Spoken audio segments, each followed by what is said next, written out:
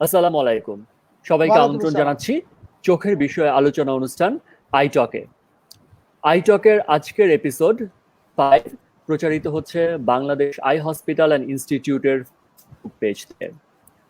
I টকের নিয়মিত কিছু পর্ব বাংলাদেশ আই হসপিটাল এবং ইনস্টিটিউটের ফেসবুক পেজ থেকে সম্প্রচারিত করা হবে।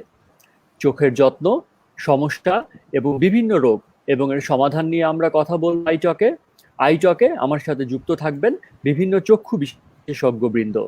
আই টকের আজকের এপিসোডে আমার সাথে যুক্ত রয়েছেন Bangladesh eye hospital and institute Dhanmondi থেকে বিশিষ্ট ভিট্রো রেটিনা বিশেষজ্ঞ ডাক্তার নিয়াজ আব্দুর রহমান এবং বাংলাদেশ আই হসপিটাল চট্টগ্রাম থেকে বিশিষ্ট ফেকো সার্জারি বিশেষজ্ঞ ডাক্তার প্রকাশ কুমার চৌধুরী। দর্শকবৃন্দ, আই টকের এই লাইভ সম্প্রচারকালীন সময়ে এই লাইভ চলাকালীন কমেন্টে এসে আপনারা আপনাদের চোখের বিভিন্ন সমস্যা নিয়ে প্রশ্ন করতে পারেন। আমাদের শ্রদ্ধেয় চক্ষু বিশেষজ্ঞবৃন্দ এর উত্তর দিবেন। এছাড়াও এই অনুষ্ঠান সম্পর্কে আপনারা আপনাদের মতামত জানাতে পারেন। দর্শকবৃন্দ, সাথেই থাকুন বাংলাদেশ আই হসপিটাল অ্যান্ড ইনস্টিটিউটের ফেসবুক পেজ থেকে। আমরা অনুষ্ঠানের শুরুতেই প্রথমেই চলে যাচ্ছি ভিট্রো বিশেষজ্ঞ ডাক্তার নিয়াজ আব্দুর রহমান স্যারের কাছে। স্যার, আসসালামু আলাইকুম। ওয়ালাইকুম আসসালাম। স্যার, আমাদের প্রথম প্রশ্ন আপনার কাছে, আপনি কি আমাদের দর্শকদের বলবেন রেটিনা কি? তাহলে তো কিছু বেসিক কথা বলতে হয়। আমাদের চোখটা শরীরের যে কোনো একটা অংশের ভিতরে একটি অর্গান। চোখটা অর্গানটা খুব ছোট। আমরা টেবিল টেনিস খেলি যে পিং পং বল থেকে একটু ছোট, গোল একটা বলই, কিন্তু এই বলটা খুবই কমপ্লেক্স। বলটার ভিতরে অনেকগুলো পার্টস আছে। প্রধানত এই বলটা ছবি তোলে বা ছবি দেখে। আমরা চোখের বাইরে আমরা সবসময় যে ছবি তুলি, কি দিয়ে ছবি তুলি? ক্যামেরা দিয়ে ছবি তুলি। তা আমি যদি চোখটাকে একটা ক্যামেরার সাথে তুলনা করি, তাহলে অনেক মিল চোখের সাথে ক্যামেরার সাথে। আমি ক্যামেরা দিয়ে আগে বুঝাই। একটা ক্যামেরা থাকে, সেই ক্যামেরার সামনে একটা কাচের লেন্স থাকে, সেই লেন্সের পিছনে একটা ডায়াফ্রাম থাকে, যেটা বেশি আলোতে আমরা ছোট করে দিই, কম আলোতে বড় করে দিই। তার পিছনে একটা ফিল্ম থাকে ক্যামেরাটার ভিতরে। পুরো ক্যামেরাটা একটা বাক্সের ভিতরে আটকানো থাকে, বাইরের আলো যাতে না প্রবেশ করতে পারে। এই যে ক্যামেরাটার পিছনে যে ফিল্মটা, এই ফিল্মটার মধ্যে কিন্তু ছবিটা তৈরি হয়। তার মানে ক্যামেরার সামনে যে লেন্স বলি, ডায়াফ্রাম বলি, এগুলো সব আলোটাকে নিয়ন্ত্রণ করে ওই ফিল্মের উপর ফেলে। আমাদের চোখটার সাথে যদি এখন আমি ক্যামেরাটার তুলনা করি, এই যে সামনে যে লেন্স, চোখের ভিতরে একটা লেন্স আছে আল্লাহর দেওয়া, ওটাকে আমরা লেন্সই বলি। লেন্সের সামনে অনেক সময় আমরা একটা ফিল্টার, একটা কাভারিং দেই লেন্সটাকে প্রোটেক্ট করার জন্য। সেরকম চোখে কর্নিয়া আছে সামনে, যেটা প্রোটেক্ট করে যাতে ভিতরে আঘাত না পায়, কিছু না যায়, এবং ওটা স্বচ্ছ আলো যাতে আমার ভিতরে যায়। তারপর ক্যামেরার ভিতরে যে অ্যাপারচার আছে, আমি কম আলোতে বড় করি, ছোট বেশি আলোতে ছোট করি অ্যাপারচার। যেমন ক্যামেরার ভিতরে নাম্বার আছে 10, 11, 14, আবার ওদিকে 5.6, 2.8। সেরকম আমাদের চোখের ভিতরে যে আমাদের যে ব্রাউন বা কালো রঙের যে মনিটর, এই মনিটার মধ্যে একটা ছোট্ট পুটুলি আছে, ফুটা, সে বড় হয় ছোট হয়। ক্যামেরার মতনই চোখটা, কিন্তু ওই যে ফিল্মটা যেখানে ছবিটা তোলে, এই ফিল্মটার সমান সমান চোখের ভিতরে যেই পর্দাটা, এই পর্দাটার নাম রেটিনা। তাহলে রেটিনাটাই হলো চোখের ভিতরকার একদম ইনারমোস্ট লেয়ার, সবচেয়ে ভিতরে যে পর্দাটা, যেখানে ছবিটা তোলে। এখন ক্যামেরার ফিল্মের ভিতরে ছবি তুললে আমরা ডেভেলপ করে নিয়ে আসতাম। আজকালকার দিনে হলো প্রসেসর, যে প্রসেসরের সাথে আমরা চোখটা বুঝতে পারি, কারণ প্রসেসরটা রয়ে যায়, প্রসেসরটা কখনো নষ্ট হয় না।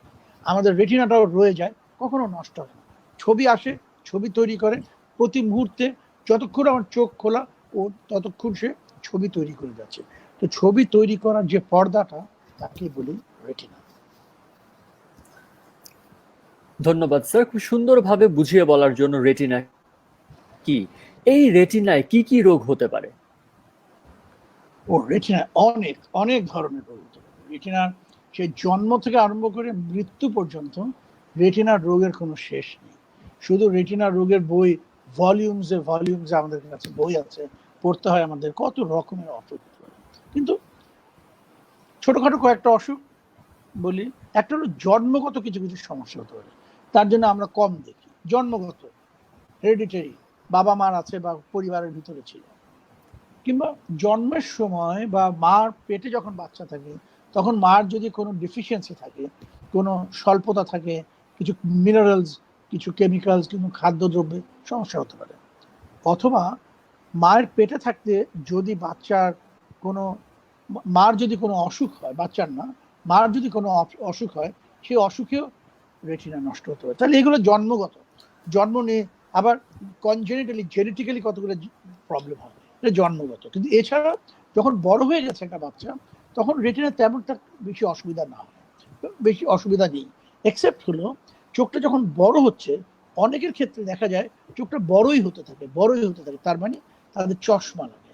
-1, -2, -3 করতে করতে একটা ছেলে ক্লাস 6-7 উঠলো -5 চশমা পরে, ক্লাস 10 উঠলো -10 চশমা পরে। যত মাইনাস বাড়ে তেমন চোখটা বড় হয়। যাদের এই অনেক চশমা লাগে তাদের এই রেটিনাটা, যেহেতু চোখটা বড় হতে থাকে, রেটিনাটা স্ট্রেচড হতে থাকে। রেটিনা যত স্ট্রেচ হয়, তখন আমি যে কোনো জিনিস, মনে করেন একটা বেলুনের রাবারটা ভালোই আছে, কিন্তু আমি যদি টানি, আরো টানি, আরো টানি, বড় যত বলে যাচ্ছে তখন রাবারটা অত পাতলা হতে থাকে। পাতলা হতে হতে এক জায়গায় ফুস করে ছিঁড়ে দিতে পারে। সেম আমাদের রেটিনাটাও যদি মাইনাস কার্ভ বেশি থাকে, বড় হচ্ছে চোখটা, বড় হচ্ছে চোখটা, ওর ভিতরে দুর্বল এলাকা আসতে পারে, ওর ভিতরে এমন এমন এলাকা আসতে পারে যেটা পরবর্তী জীবনে ছিঁড়ে যেতে পারে। এটাকে রেটিনাল টেয়ার বলে। টেয়ার থেকে রেটিনাটা খুলে যেতে পারে, রেটিনাল ডিট্যাচমেন্ট বলে। তাহলে চোখের একটা সমস্যা হলো, যাদের হাই পাওয়ার তাদের চোখের রেটিনা ছিঁড়ে যেতে পারে। এছাড়া যদি খুব তাড়াতাড়ি সহজ কয়েকটা অসুখে আসে, যেমন ব্লাড প্রেশার, তো সবারই, অনেকেরই থাকে। যদি বেশি হাই ব্লাড প্রেশার হয়, চোখের ভিতরেও রক্তক্ষরণ হতে পারে ব্লাড প্রেশারের জন্য। যেরকম ব্রেনে স্ট্রোক হয়, চোখের ভিতরেও স্ট্রোক হতে পারে, রক্তের নালী বন্ধ হয়ে যেতে পারে, চোখের ভিতরে রক্তনালী ফেটে যেতে পারে, সেটা অনেক ব্লিডিং হয়ে যেতে পারে রেটিনার ভিতরে। সিমিলারলি আমার যদি ডায়াবেটিস থাকে, যেটাকে আজকে পরে আরো ইনশাল্লাহ বিষয়ভাবে আলোচনা করব, ডায়াবেটিস হলে আমার রেটিনার খুব খারাপ হয়ে যেতে পারে। এবং এখন দেখা যাচ্ছে ডায়াবেটিস অন্ধত্বের একটি প্রধান কারণ। এছাড়া চোখের রোগের কথা আর বেশি বলবো না, অনেক ধরনের রোগ, জীবাণু থেকে রোগ হতে পারে, খাবার দাবার থেকে রোগ হতে পারে, পুরুষদের কিছু কিছু রোগ আছে, মহিলাদের কিছু কিছু রোগ আছে। যাই হোক, কিন্তু আমাদের বড় বড় রোগের ভিতরে ডায়াবেটিসের কথা মনে রাখতে হবে, ব্লাড প্রেশার কথা মনে রাখতে হবে, বাচ্চাদের চশমার কথা মনে রাখতে হবে। ধন্যবাদ। ধন্যবাদ স্যার। আমরা অবশ্যই রেটিনা নিয়ে আরো আলোচনা করবো এই অনুষ্ঠানে। আমাদের সাথে যুক্ত রয়েছেন বাংলাদেশ আই হসপিটাল চট্টগ্রাম থেকে ডক্টর প্রকাশ কুমার চৌধুরী। স্যার, আপনি ফেকো সার্জারি, আমরা কিন্তু প্রায় শুনি যে ছানি পড়েছে, অপারেশন করতে হবে। আপনি কি আমাদের দর্শকদের জন্য বলবেন যে ছানি কেন পায়? ধন্যবাদ আশরাফ। ওই যে একটু আগে ডক্টর নিয়াজ আব্দুর রহমান স্যার উনি বলেছেন যে আমাদের চোখের সঙ্গে ক্যামেরার অনেক মিল আছে। ক্যামেরাতে যেমন একটি লেন্স থাকে, ঠিক তেমনি চোখের ভিতরেও একটি স্বচ্ছ লেন্স থাকে। যদি কোনো কারণে এই স্বচ্ছ লেন্সটি অস্বচ্ছ হয়ে যায় কিংবা ঘোলা হয়ে যায়, এটিকে আমরা ছানি বলি। এটি বিভিন্ন কারণে হতে পারে, জন্মগত কারণে হতে পারে, চোখে আঘাত থেকে হতে পারে, চোখে প্রদাহ হলে হতে পারে, অনেক সময় ডায়াবেটিসের কারণে চোখে ছানি আসতে পারে, কিছু কিছু ওষুধ থেকে হয়। তবে সবচেয়ে বেশি ছানি হয় বয়সজনিত কারণে, এটাকে আমরা বলি বয়সজনিত ছানি।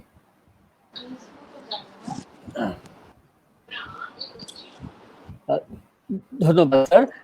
এই যে ছানি, একজন মানুষ কিভাবে বুঝবেন তার ছানি পড়েছে, সেই সিমটম গুলো কি হতে পারে? তো চোখের স্বচ্ছ লেন্সটা যখন অস্বচ্ছ হয়ে যায়, তখন রোগী ধীরে ধীরে কম দেখে।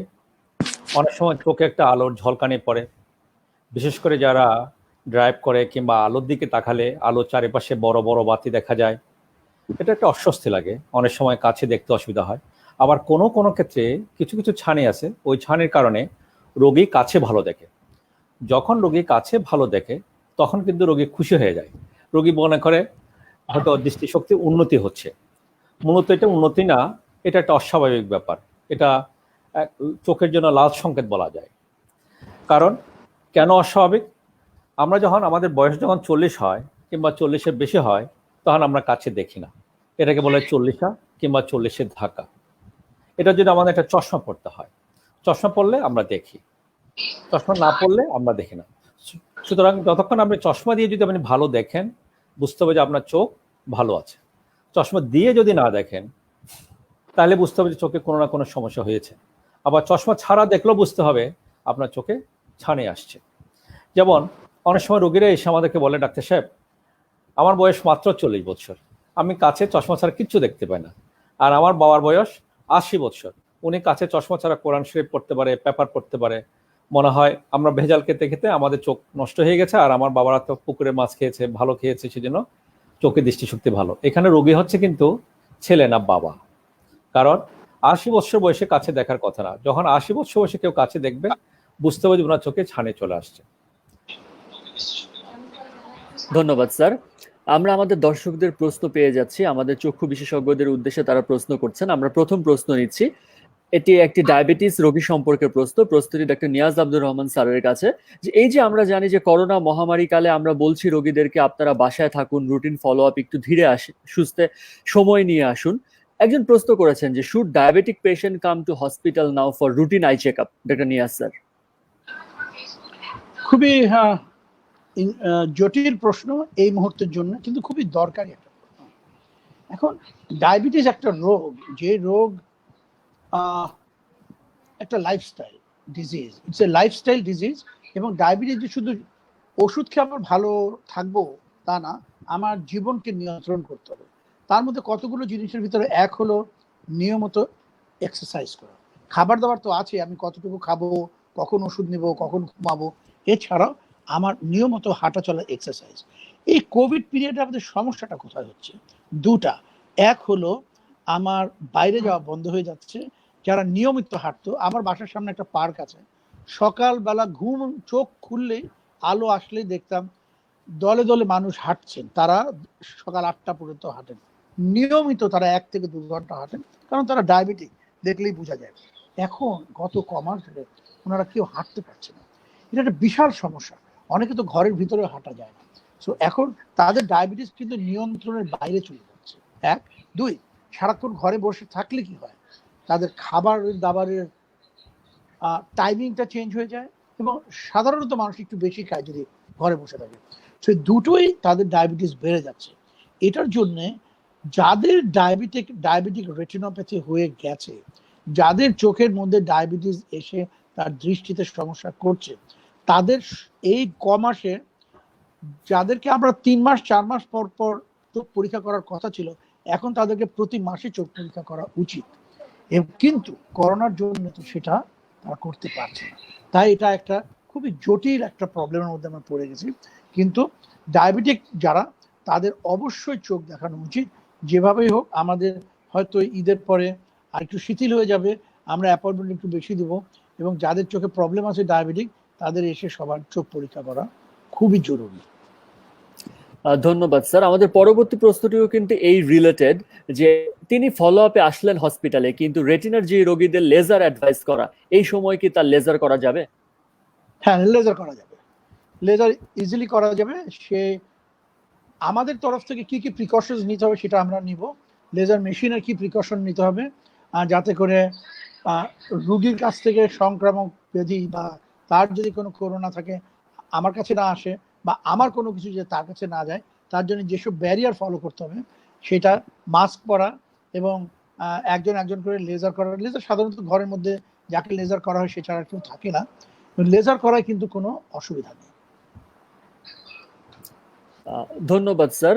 আমরা কিন্তু সিমিলার আরেকটি প্রশ্ন পেয়েছি ক্যাটারাক্ট সার্জারি রিলেটেড, যে ক্যাটারাক্ট সার্জারির পেশেন্ট এখন কি হসপিটালে আসবেন অপারেশন করতে? ডক্টর প্রকাশ স্যার। আসলে ছানির কোনো চিকিৎসা ওষুধ দিয়ে হয় না।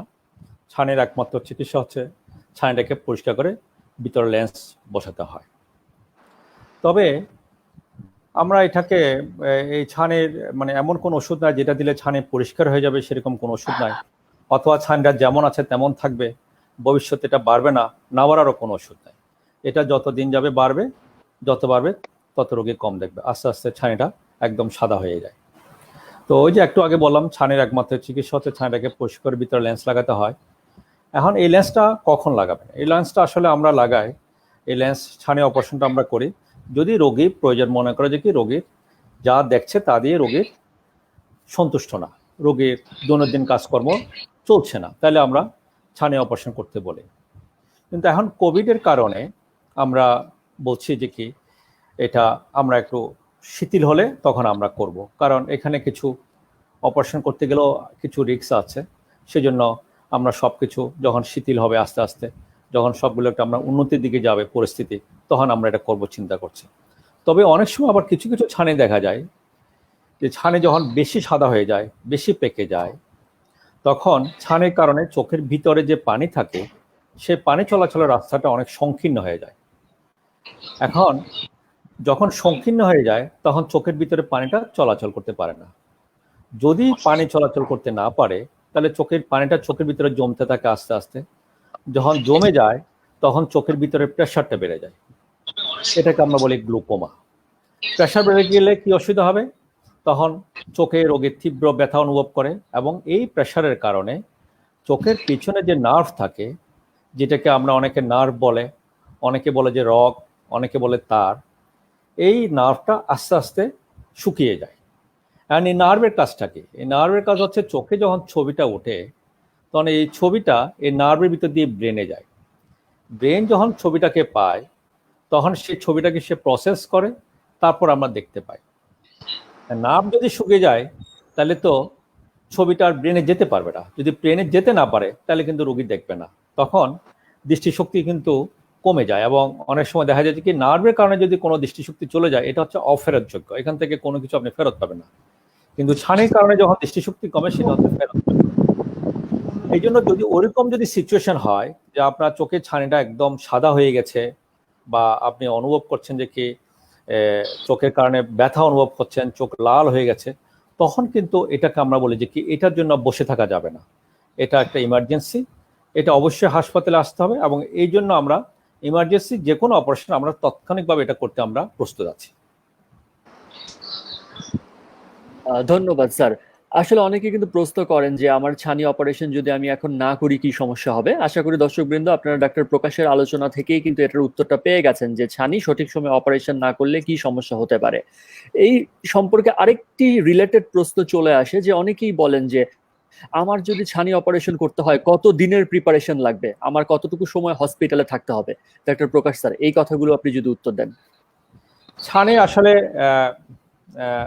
দুইভাবে ছানি অপারেশন হয়, একটা মেশিনের সাহায্যে হয়, একটা মেশিন ছাড়া হয়। যেটা মেশিন ছাড়া হয় সেটাকে বলা হয় আমরা SICS বলে।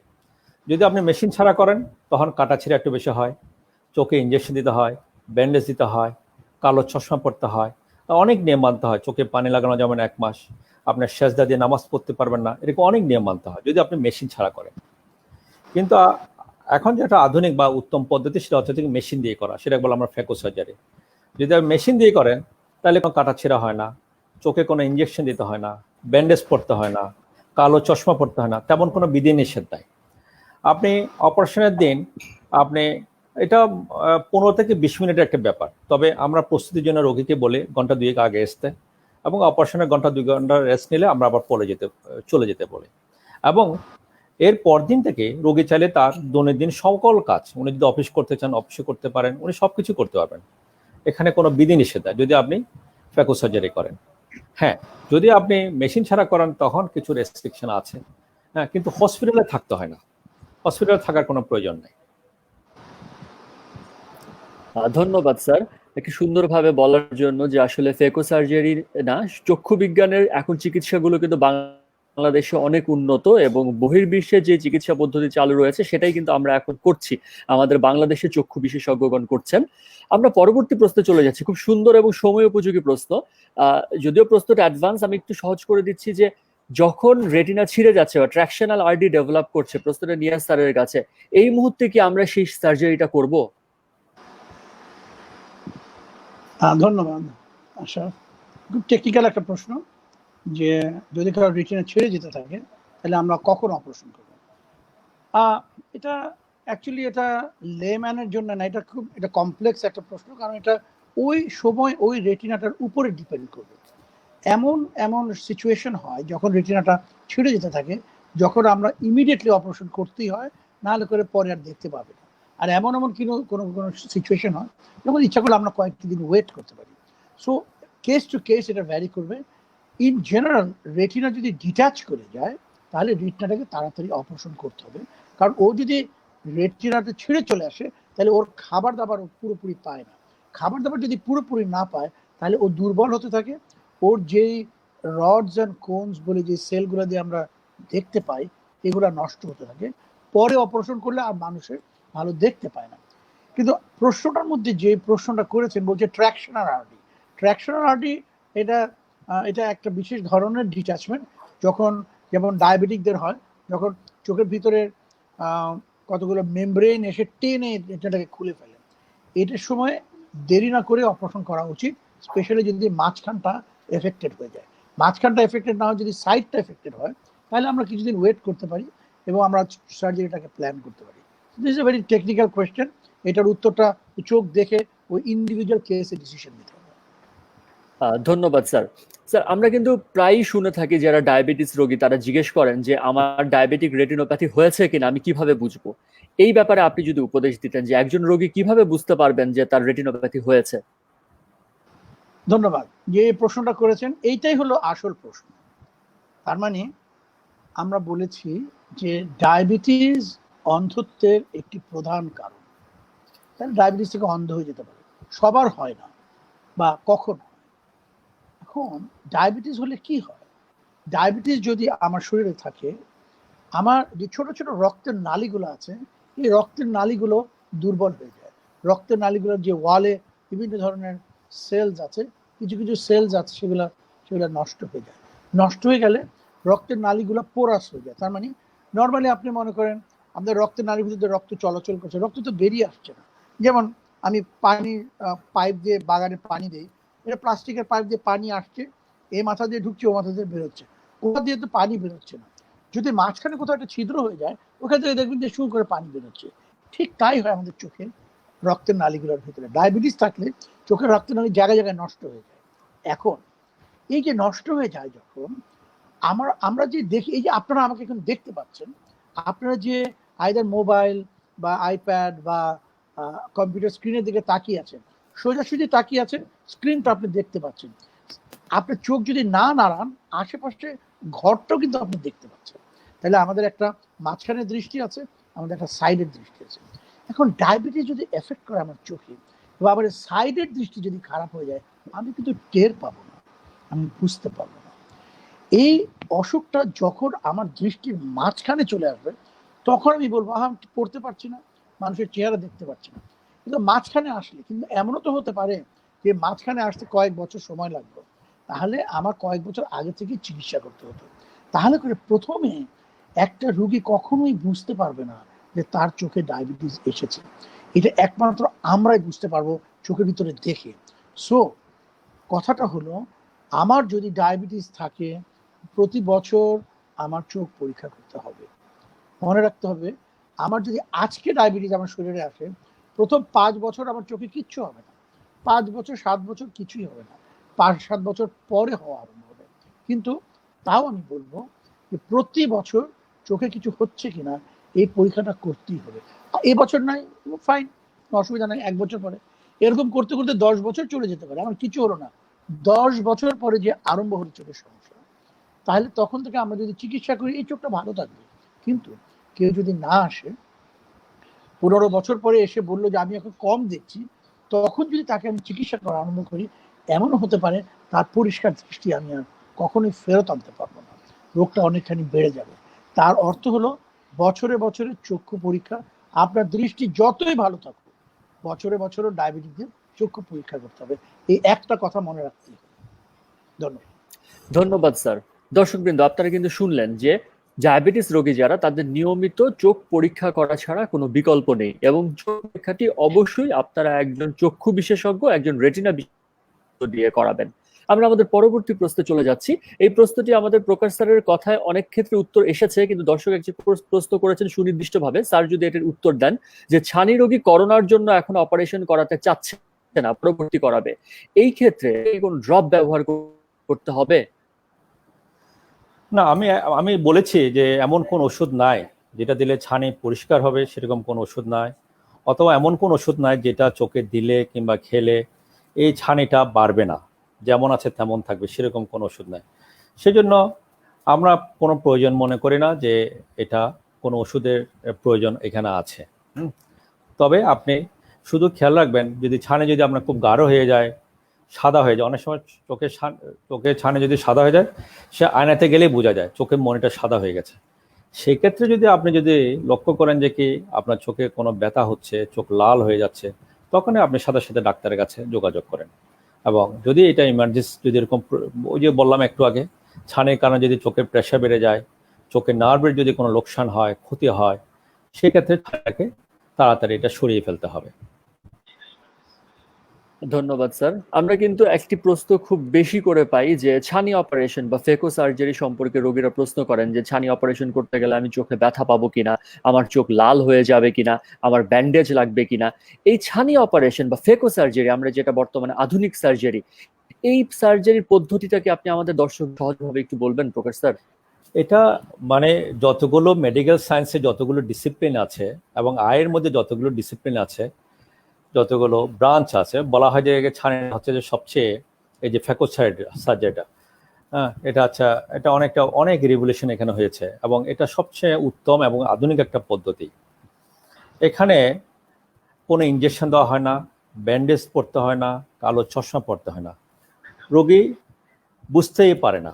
আমরা একটা চোখে ড্রপ দিয়ে চোখটাকে অবশ হয়ে যায়, তারপর ছোট্ট একটা ছিদ্র করে একটা মেশিনের সাহায্যে চোখের লেন্সটাকে আমরা গুলিয়ে এটাকে আমরা ওই একই মেশিন দিয়ে আমরা এটাকে বের করে নিয়ে আসি। এবং যে লেন্সটা অস্বচ্ছ, যে লেন্সটা ঘোলা হয়ে গেছে, যেটাকে আমরা বের করে নিয়ে আসি, সেটার পরিবর্তে আমরা এখন একটা লেন্স বসিয়ে দিই। এখন অনেক উন্নত লেন্স বেরিয়ে আসছে, যত দিন যাচ্ছে নতুন নতুন লেন্স আসছে আমাদের কাছে। যেমন ধরেন আগে আমাদের কিছু লেন্স আছে সেটা দিয়ে শুধু আমরা দূরে দেখি কিংবা কাছে দেখি, আর কাছে দেখতে হলে একটা চশমার প্রয়োজন হয়। কিন্তু এখন এমন কিছু লেন্স আসছে যেটা দিলে আপনি দূরেও দেখবেন, কাছেও দেখবেন, এরকম লেন্সও আসছে। তাহলে রোগীর চশমার উপর আর নির্ভর করতে হলো না। অনেক লেন্স আছে যেটা দিয়ে আপনার চোখের মনে যদি অসমান থাকে, সেই অসমান হলে আমাদেরকে একটা চশমা পড়তে হয় এবং এটা একটা বিরক্তিকর। এবং যদি আপনার চোখের মনে অসমান থাকে, তখন আপনি একটা বৃত্তকে আপনি একটা ডিমের মতো দেখবেন, একটা সার্কেলকে আপনি হয়তো দেখছেন, কিন্তু বৃত্তকে বৃত্তের মতো দেখবেন না, সুন্দর দেখবেন না, স্বচ্ছ দেখবেন না, পরিষ্কার দেখবেন না। কিন্তু এখন এমন কিছু লেন্স আসছে যে লেন্সটা দিলে আপনার মনেতে যদি কোনো অসমান থাকে, সেটাকেও সে সঠিক করে নিয়ে আপনাকে একটা স্বচ্ছ একটা দৃষ্টিশক্তি ফিরিয়ে দেবে। তো সেজন্য ছানি অপারেশনটা এখন অনেক নিরাপদ, যাতে ভয় পাওয়ার কোনো কিছু নাই। এবং কোনো আপনি অপারেশনের পরে আপনি যদি ওই দিন চান যে আমি টেলিভিশন দেখবো, 24 ঘন্টা টেলিভিশন দেখবো, আমি তাও দেখতে পারবেন। এরপর দিন আপনি যে কাজ করতে চান, আপনি অফিসিয়াল জব করতে চান, তাও করতে পারবেন। এত নিরাপদ, কোনো রক্তক্ষরণ হয় না এখানে। রক্তের কোনো, আমরা তো কাটাকাটিই করি না, রক্তক্ষরণ করতে হবে। ধন্যবাদ স্যার, খুব সুন্দরভাবে আমাদেরকে বললেন। দর্শকবৃন্দ, ছানি অপারেশনে আসলে ভয় পাওয়ার কিছু নেই। আপনার যদি চোখে ছানি হয়, আপনি আপনার চক্ষু বিশেষজ্ঞের সাথে যোগাযোগ করেন।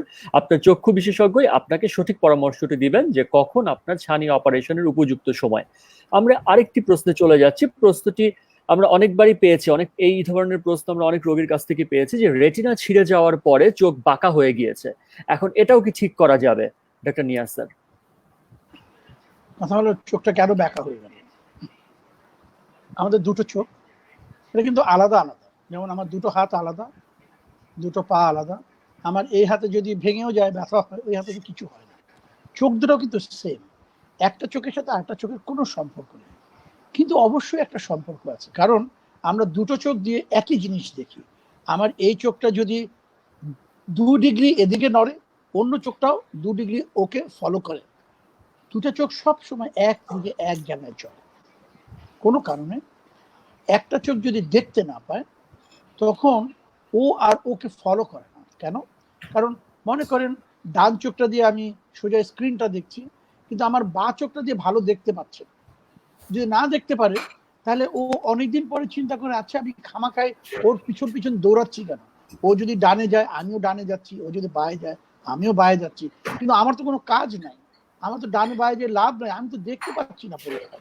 মানে এটা আমার ব্রেন, দুইটা চোখ থেকে তো ছবি আসে, ডান দিকের ছবিটা পরিষ্কার, বাঁ দিকের ছবিটা ঝাপসা। তখন এই বাঁ দিকের চোখটা আর ডান চোখটাকে ফলো করে না। যখন তারা ফলো না করে তখন সে নিজের মনে অন্য দিকে চলে যায়। এটাই হলো টেরা। সহজ ভাষায় বললাম, আরো অনেক কারণ আছে।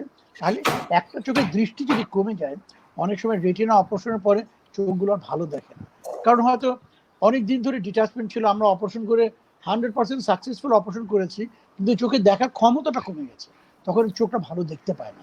যখন দেখতে পায় না, ও কিছুদিন অন্য চোখটার সাথে দৌড়াদৌড়ি করছে, কিন্তু ও তো দৃষ্টি দিতে পারছে না, তখন ও একা একা হয়ে যাচ্ছে। একা হয়ে গেলে ও চোখটা টেরা হয়ে যায়। তার মানে চোখ টেরা হয়ে গেলে ও চোখটা সাধারণত ভালো দেখে না। এছাড়া অন্য কারণও আছে।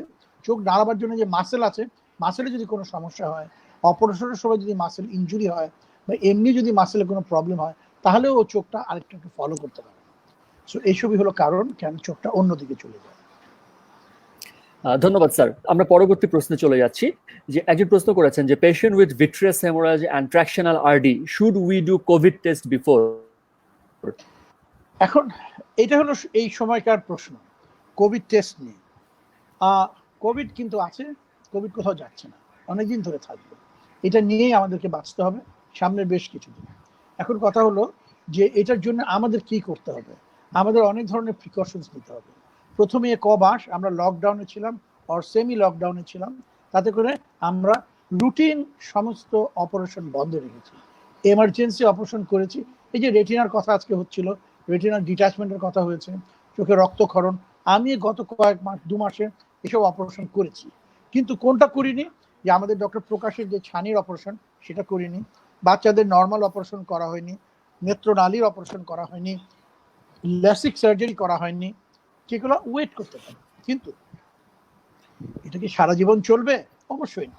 তাহলে একসময় আমার অপারেশন খুলে দিতে হবে। হয়তো সামনের মাসে আমরা গ্র্যাজুয়ালি আমাদের ওটিটাকে ওপেন করব এবং আমরা সব অপারেশনই এন্টারটেইন করব। এখন কোভিডের প্রশ্নটা আসলো, আমার মতে যেই রুগীকে আমরা অপারেশন থিয়েটারে নিব, যেহেতু সেই রুগীটা অনেকক্ষণ ধরে আমাদের সাথে থাকবে, তার চোখের অপারেশন করব, যদি সম্ভব হয় আমাদের সবাইকে কোভিড পরীক্ষা করা উচিত।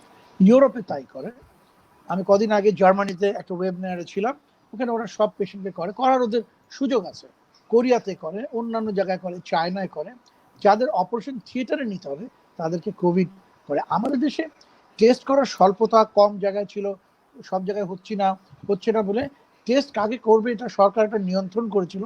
শুধু যাদের সত্যি প্রয়োজন তাদেরকে টেস্ট করছিল, অন্যান্য লোককে করছিল না। কিন্তু দেখেন অলরেডি সেন্টারের সংখ্যা বেড়ে যাচ্ছে। ইনশাল্লাহ সামনের 2-1 সপ্তাহের ভিতরে যদি আরো অনেক সেন্টার বেড়ে যায়, টেস্ট করা যদি সহজ হয়ে যায়, তখন আমরা চেষ্টা করব যেই রুগীকে আমরা অপারেশন করব, চেষ্টা করব তাদের কোভিড পরীক্ষাটা করাটা উচিত। কারণ আমরা পুরো অপারেশন থিয়েটারে যারা কাজ করে, যে ডাক্তার কাজ করবে, এই রুগীর সংস্পর্শে অনেকক্ষণ ধরে থাকবে। যতক্ষণ পর্যন্ত আমরা না করতে পারছি, ততক্ষণ পর্যন্ত এর বিকল্প যে পরিকল্পনা সেটা আমাদের নিতে হবে, যে আমরা কিভাবে তাদের কোন ইতিহাস নিব, কাকে আমরা করব কাকে আমরা করব না, এটা আমাদের হিস্ট্রি থেকে বের করতে হবে, রোগীর সাইন সিমটম থেকে বের করতে হবে। কিন্তু এটা পুরোপুরি আমরা ধরতে পারবো না। টেস্টটাই হলো আসল। যতক্ষণ পর্যন্ত আমরা পুরোপুরি টেস্ট মানে পিসিআর টেস্ট না করতে পারছি, আমরা কিন্তু বুঝতে পারছি না যে তার কোভিড আছে কি। Thank you. ধন্যবাদ স্যার। আমরা একটু করোনা সময়ের প্রারম্ভিক আলোচনায় চলে যাই। আমরা কিন্তু এখানে চোখ নিয়ে আলোচনা অনুষ্ঠান আমাদের আইটক। আপনি কি আমাদের বলবেন যে করোনা এবং চোখ এই দুটোর মধ্যে কোনো সম্পর্ক আছে কিনা এবং কি সম্পর্ক আছে? ওকে, প্রথমে করোনা যখন আসলো তখন বললো যে করোনা শরীরে প্রবেশ করতে পারে 3টা জায়গা থেকে। একটা হলো মুখ, একটা হলো নাক, একটা হলো চোখ। বললো যে আপনি হাত দিয়ে মুখ টাচ করবেন না, হাত ধুবেন, হাত যদি 20 সেকেন্ড 30 সেকেন্ড ধোন সাবান দিয়ে, করোনা চলে যাবে, your hands will be sterile from corona. কিন্তু স্টেরাইল যদি না থাকে আর আপনার হাতে যদি কোনোভাবে করোনার জীবাণু থাকে, আপনি যদি আপনার মুখ নাক টাচ করেন, নাকে আঙ্গুল দেন, মুখে আঙ্গুল দেন, এখান থেকে আপনার শরীরে প্রবেশ করে। সিমিলারলি চোখ থেকে এটা প্রবেশ করতে পারে, এটা এখনো পারে। কিন্তু যত দিন গেছে দেখা গেছে যে নাক এবং মুখের চাইতে চোখ থেকে প্রবেশ করার সম্ভাবনাটা কম, বাট স্টিল প্রবেশ করতে পারে। তার জন্যে আমরা যখন রুগী দেখি বা যদি কেউ একটা হাসপাতাল ভিজিট করতে যায়, আমরা বলি যে গগলস ব্যবহার করেন। গগলস কেন ব্যবহার করবেন? যাতে বাইরে থেকে জীবাণু চোখে না আসতে পারে। এটা হলো বাইরের জীবাণু চোখে আসা। কিন্তু অপারেশন যদি করি, আমি যদি ছানি অপারেশন করি ফেকো মেশিন দিয়ে, আমি যদি রেটিনা বা ভিট্রিয়াস অপারেশন করি ভিট্রেক্টমি মেশিন দিয়ে, তার সাথে করোনার কি সম্পর্ক আছে সেটা নিয়ে আমরা কিছু লেখাপড়া করেছি। গত 3-4 দিন আগেই একটা বড় জার্নালের স্টাডিতে বলা হয়েছে যে আসলে ফেকো করার সময় করোনার রিস্ক নাই ইন্টারনাল ভিতর থেকে, বা চোখের ভিতরে যে পানি আছে ভিট্রিয়াস ওখান থেকেও করোনা আসতে পারে না, ওগুলোর সেফ। এই জিনিসগুলো সেফ। আনসেফ হলো বাইরে থেকে চোখের কনজাংটিভা বা বাইরের পর্দা দিয়ে করোনা যেটা যেতে পারে সেখানে। তাই অপারেশনের আগে আমাদের চোখটাকে যদি ভালো করে আমরা স্টেরাইল করতে পারি, একটা ওষুধ আছে এক ধরনের আয়োডিন, পোভিডিন আয়োডিন বলা হয়, সেটা দিয়ে ভালো করে যদি আমরা চোখটাকে পরিষ্কার করতে পারি, ওটা ড্রপটা দিতে পারি, তাহলে হোপফুলি করোনা ভাইরাস চোখে ওই মুহূর্তে থাকবে না এবং আমরা সেফলি অপারেশন করতে পারবো। ধন্যবাদ স্যার। আমরা আমাদের পরবর্তী দর্শকদের প্রশ্নে চলে যাচ্ছি। একটি সুন্দর প্রশ্ন করেছেন ডক্টর প্রকাশ স্যারের কাছে। One of my relative have persistent pupillary membrane in one I, now cataract surgery, he has cataract surgery in both eye, can he go for cataract surgery? I think এটা হবে he needs cataract surgery for both eye. এখন sir persistent pupillary মেমব্রেনের patient cataract হয়ে তার surgery সম্পর্কে আপনি কি বলবেন? এটা এটা দুটো জিনিস এখানে, একটা হচ্ছে যে আমরা ছানি, আর হচ্ছে যে কি চোখের যে মনে আছে পুতুলের যেটা আছে, পুতুলের সামনে একটা মেমব্রেন আছে। তো আমাকে দুটোকেই অ্যাড্রেস করতে হবে। তো ছানি অপারেশন করার আগে যে পারসিস্টেন্ট পিপুলের মেমব্রেন যেটা বলছি, পিপুলের সামনে যে আবরণ আছে সেই আবরণটাকেও আমাকে সরিয়ে নিতে হবে, করে এটাকে আমরা বলি এটা এক ধরনের পিপুলার প্লাস্টি বা যেটা, সেটাও করলাম। এবং একই সিটিংয়ে আমরা চোখের ছানিটাও সরাতে হবে। আপনি যদি শুধু চোখের ছানিটা সরালেন, লেন্সটা বসিয়ে দিলেন, কিন্তু তার সামনে যে আবরণ আছে সেই আবরণটা যদি আমি না সরাই, তাহলে কিন্তু চোখের ভিতরে আলো প্রবেশ করতে পারবে না। আলো যদি প্রবেশ করতে না পারে তাহলে তো দেখবে না রোগী। সেজন্য দুটোকেই একসাথে দুটো করতে হয়। এবং এটা তো এক ধরনের জন্মগত একটা সমস্যা, এবং অনেক সময় দেখা যায় যে কি এটা মানে কি ফলাফলটা অনেক সময় আশানুরূপ নাও হতে পারে, কারণ জন্মগত যে কোনো সমস্যা থাকলে তার একটা সমস্যা না, তার পাশাপাশি আরো অনেকগুলো সমস্যাও থেকে যায়, আমরা হয়তো অনেক সময় বোঝাও যায় না সেগুলো। তো এটা করতে হবে এবং এটা করা যায়। এটা ধন্যবাদ স্যার। স্যারের কাছে আমাদের পরবর্তী প্রশ্ন, যে একজন প্রশ্ন করেছেন, আসলে আমরা তো এই সময় ঘরে থাকছি বা সবাইকে ঘরে থাকতে বলছি, এই সময় চোখের সাধারণ বা স্বাভাবিক যত্নে কোনো বিশেষ উপদেশ আছে কিনা ডক্টর প্রকাশ স্যার? একটাই, সেটা হচ্ছে যে কি তেমন কোনো আমরা যেভাবে অন্যান্য রোগের ক্ষেত্রে যেভাবে আমরা ব্যবস্থা নিচ্ছি শরীরকে সুস্থ রাখার জন্য, আমরা সেভাবে করব। একটু ভিটামিন সি জাতীয় খাওয়া একটু বেশি খাবো, ঘন ঘন পানি বেশি খাবো।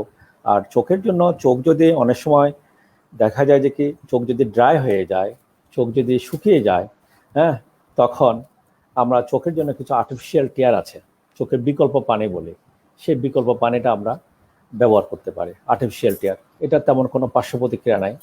তো আমরা যদি চোখে অস্বস্তি লাগে তাহলে আমরা সেটা ব্যবহার করতে পারি। ধন্যবাদ স্যার। আমাদের আজকে আইটকে উপস্থিত রয়েছেন বাংলাদেশের দুই বিশিষ্ট চক্ষু বিশেষজ্ঞ, ডক্টর নিয়াজ আব্দুর রহমান এবং ডক্টর প্রকাশ কুমার চৌধুরী।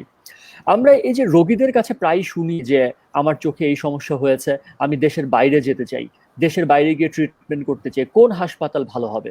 ডক্টর নিয়াজ স্যারের কাছে আমার প্রশ্ন, বাংলাদেশের রেটিনার চিকিৎসায় কি কোনো ধরনের যন্ত্রপাতি বা কোনো অপারেশনের জন্য বাইরে যেতে হয় যেটি বাংলাদেশে অ্যাভেলেবল না? থ্যাংক ইউ প্রশ্নটার জন্য। এখন আমাদের দেশে আমার মনে হয় আমাদের স্বাস্থ্য মানে আমাদের মেডিকেল প্রফেশনে যতগুলো স্পেশালিটি আছে তার মধ্যে চোখ বেশ এগিয়ে গেছে। গত 20 বছরে আমরা যদি দেখি, সেই মিড 80s দশকের মাঝামাঝি থেকে আজ পর্যন্ত চোখের যে অগ্রগতি হয়েছে চোখের চিকিৎসা, এটা অনেকগুলো ক্ষেত্রে হয়নি। আমাদের হার্টে অনেক অগ্রগতি হয়েছে, কিন্তু চোখের অগ্রগতিটা খুব ফেনোমেনাল হয়েছে। এবং আমরা যারা চোখের চিকিৎসা করি, আমরা প্রতি বছরই বিভিন্ন কনফারেন্সে বিদেশে যাই, আমাদের বিদেশি বন্ধুদের অভাব নাই। আমরা ঢাকাতে বসে, চিটাগংয়ে বসে, এমনকি এখন খুলনাতে বসে যেসব চিকিৎসা করি সবই প্রায় বিশ্বমানের চিকিৎসা আমরা করি। আমাদের দেশে চোখের চিকিৎসা কিন্তু খুবই উন্নত মানের, এটুকু আমি সবাইকে বলতে চাই। জেনারেল যত রকমের অপারেশন আছে সব আমাদের দেশে হয় এবং সাকসেসফুলি হয়। এখন আমাদের কোন চোখের চিকিৎসার জন্য আমাদের বাইরে যেতে হতে পারে, একেবারেই যে নেই তা না, কিন্তু কোনো কিছু হলেই যে আমার বাইরে যেতে হবে তেমন কোনো কথা নেই। হ্যাঁ, কিছু কিছু জটিল ব্যাপার আছে, যেমন কিছু কিছু ক্যান্সার আছে চোখের, আমাদের এখানে চিকিৎসা হচ্ছে, কিন্তু ওইটারও আরো কয়েকভাবে চোখের ক্যান্সারের চিকিৎসা করা যায়, আর্টারির ভিতর দিয়ে ওষুধ দেওয়া যায়, এইসব চিকিৎসা আমাদের দেশে হচ্ছে। এই ক্যান্সারের, চোখের ক্যান্সারের চিকিৎসা, তারপরে মস্তিষ্কের সাথে টিউমারের সাথে চোখের সাথে কিছু কিছু জটিল অসুখ হয়, সেগুলোর চিকিৎসা। এছাড়া আমি বলবো আমাদের দেশে চোখের সব ধরনের চিকিৎসাই হয় এবং খুবই জটিল চিকিৎসা আমাদের দেশে হয়, যার জন্য চোখের রোগীদের আসলে আর বাইরে যাওয়া উচিত না, দরকার নেই। যদিও কেউ যদি যেতে চায় অবশ্যই সে যেতে পারে, তার একজন রোগীর নিজের উইশ, এটা সে যদি চায় বাইরে যেতে, কিন্তু যাওয়ার যে খুব একটা প্রয়োজন আমি মনে করি না, কারণ সবই আমাদের দেশে হচ্ছে। ধন্যবাদ স্যার। সেম প্রশ্নটাই করতে চাচ্ছি স্যার কাছে। একজন রোগী যদি ইচ্ছা করেন যে সর্বাধুনিক বিশ্বের প্রযুক্তি দিয়ে আমি ক্যাটরাক্ট সার্জারি করব বাংলাদেশে, সেটা কি সম্ভব? এটা আমি দৃঢ়ভাবে বিশ্বাস করি এটা বাংলাদেশে সম্ভব।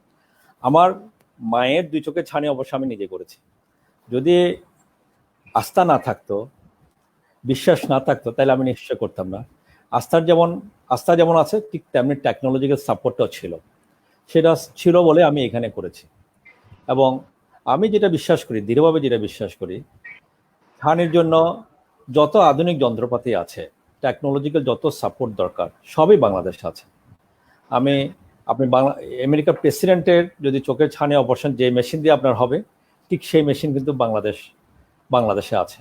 এবং বাংলাদেশের যারা ডাক্তার, যারা ছানি অপারেশন করছেন, তারা অনেক স্কিল এবং অনেক দক্ষ। এমনকি নতুন যারা করছেন, যারা নবীন ডাক্তার, তারাও কিন্তু বেশ ভালো করছেন, খুবই ভালো করছেন। They are as good as senior also. তো সেজন্য আমার মনে হয় না ছানির জন্য অন্তত পৃথিবীর কোথাও যাওয়ার প্রয়োজন আছে। এবং খরচও এখানে অনেক কম, অন্য দেশের তুলনায় এখানে অনেক কম। বেস্ট টেকনিক, বেস্ট টেকনোলজি আমরা দিচ্ছি। এটাতে যত ধরনের আপগ্রেডেড যত মেশিন আছে পৃথিবীতে, সবগুলো কিন্তু তার রিসেন্ট ভার্সন আমাদের এখানে চলে আসে। কিন্তু উই আর ভেরি কনফিডেন্ট যে ছানির জন্য বাইরে যাওয়ার প্রয়োজন নেই। ধন্যবাদ স্যার। দর্শকবৃন্দ, আমরা কিন্তু আমাদের শেষ পর্যায়ে চলে এসেছি। আমরা চলে যাচ্ছি ডক্টর নিয়াজ আব্দুর রহমান স্যারের কাছে। স্যার, আমাদের অনুষ্ঠানের শেষ পর্যায়ে এই দর্শকদেরকে কিছু বলুন যে কিভাবে তারা এই করোনা সময়ে চোখের যত্ন নেবেন ঘরে বসে। চোখের নিজের যত্নই নেবে, আমাদের বেশি কিছু করার নেই। শুধু আমাদের সুস্থ থাকতে হবে, পরিষ্কার থাকতে হবে, নর্মাল হাইজিন মেনটেন করতে হবে। That is all that you need to do. চোখটা পরিষ্কার রাখবেন। যদি কারোর কোনো চোখের অসুখ থাকে, মনে করেন আপনার চোখে গ্লুকোমা আছে, তার জন্য আপনার প্রতিদিন ওষুধ দিতে হয়, সেটা আপনি দিয়ে যাবেন।